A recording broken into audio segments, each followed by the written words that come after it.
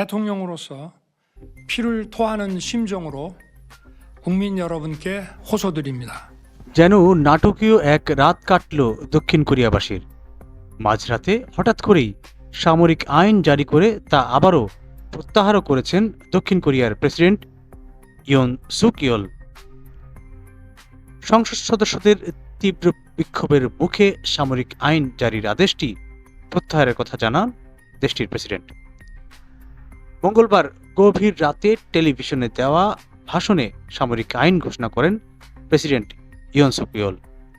এরপরই বিক্ষোভের মুখে তা প্রত্যাহার করতে বাধ্য হন তিনি।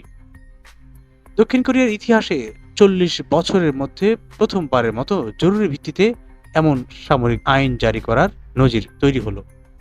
মূলত ইউএনের পিপল পাওয়ার পার্টি এবং প্রধান বিরোধী দল ডেমোক্রেটিক পার্টির মধ্যে আগামী বছরের বাজেট বিল নিয়ে বিরোধের জের ধরেই আকস্মিক এই পদক্ষেপ নেওয়া হয়।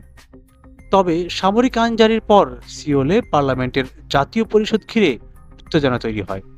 প্রেসিডেন্টের সিদ্ধান্তের প্রতিবাদে পার্লামেন্টের বাইরে অবস্থান নেন বিক্ষোভকারীরা। এক পর্যায়ে কিছু সময়ের জন্য পার্লামেন্ট ভবনে প্রবেশ করেন সেনা সদস্যরাও। ভবনের উপরে হেলিকপ্টার দিয়েও তাদেরকে নামতে দেখা যায়।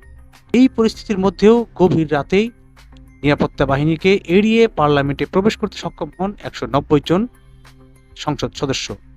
তারা সামরিক আইনের বিরুদ্ধে ভোট দেন এবং দক্ষিণ কোরিয়ার সংবিধান অনুযায়ী পার্লামেন্টের সংখ্যাগরিষ্ঠ সদস্য চাইলে সামরিক আইন অবশ্যই তুলে নিতে হয়, সেই সুযোগটি তারা কাজে লাগান। স্থানীয় সূত্রগুলো জানাচ্ছে, টেলিভিশনে ভাষণ দেওয়ার পর তড়িঘড়ি করেই সংসদ সদস্যরা পার্লামেন্টে ঢুকে পড়েন। তবে দূরত্বের কারণে অনেকেই সেখানে পৌঁছতেই পারেননি। তবে অনেকেই প্রবেশ করতে না পারলেও সংখ্যাগরিষ্ঠ সংসদ সদস্য সেখানে উপস্থিত হন। বলা হচ্ছে, সেনা ঘাঁটি থেকে পার্লামেন্টের দূরত্বের কারণে সেনাবাহিনী পার্লামেন্টের নিয়ন্ত্রণ নিতে ব্যর্থ হয়। সেই সুযোগে সংসদের বিক্ষোভের মুখে সামরিক আইন প্রত্যাহারে বাধ্য হন প্রেসিডেন্ট সুক ইয়ল। এদিকে ঐতিহাসিক এই রাতেই এমন একটি সিদ্ধান্তের প্রভাব পড়ে যায় পুরো কোরিয়া জুড়েই। শুধু তাই নয়, সামরিক শাসন জারির ওই 3 ঘন্টায় দেশটির সবচাইতে জায়ান্ট কোম্পানি স্যামসাং এর প্রতিটি শেয়ারের বিশ্ববাজারের দর $31.50 করে পতন হয়।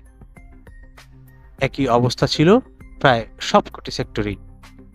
এদিকে ইউএনের সামরিক আইনের ঘোষণায় সাংসদদের দ্বারা অবরুদ্ধ হওয়ার পর বিরোধী দলগুলো বুধবার জাতীয় পরিষদে রাষ্ট্রপতি ইয়ন সুক ইয়লকে অভিশংসনের জন্য একটি প্রস্তাব জমা দিয়েছে।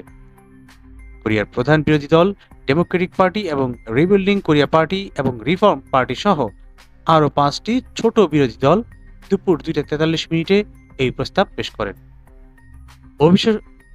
অভিশংসন প্রস্তাবে 191 জন বিরোধী আইন প্রণেতা স্বাক্ষর করেছেন।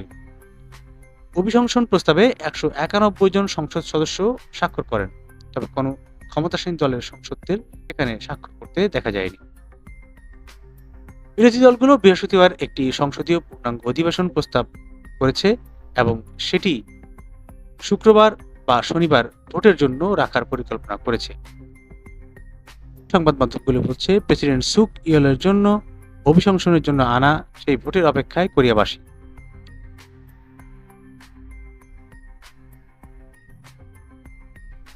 জানা গেছে, রাতেই পার্লামেন্টে ওই জরুরি অবস্থা জারির পর 300 আইন প্রণেতার মধ্যে 190 জন সামরিক আইন জারির বিরুদ্ধে ভোট দেন।